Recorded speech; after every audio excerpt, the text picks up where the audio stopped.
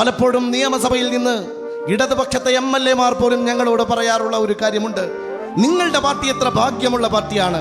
നിങ്ങൾക്ക് പറയാൻ ഒരൊറ്റ നേതാവുണ്ട്, ഒരൊറ്റ ലീഡറുണ്ട്, പാണക്കാട് കുടുംബമുണ്ട്.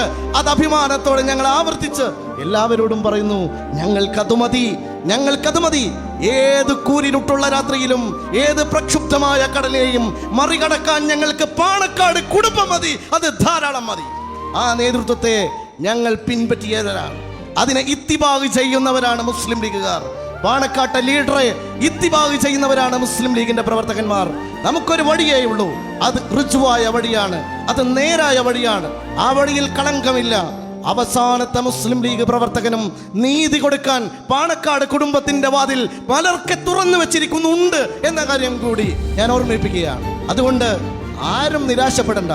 ഈ പാർട്ടി എല്ലാവരുടേതുമാണ്. എല്ലാവരുടേതുമാകണമെങ്കിൽ എല്ലാവരും അംഗീകരിക്കുന്ന നേതാക്കളെ എല്ലാവരും അംഗീകരിക്കാൻ സന്നദ്ധമാക്കണം. അതുകൊണ്ട് നമുക്ക് ഒരുമിച്ച് നിൽക്കാം.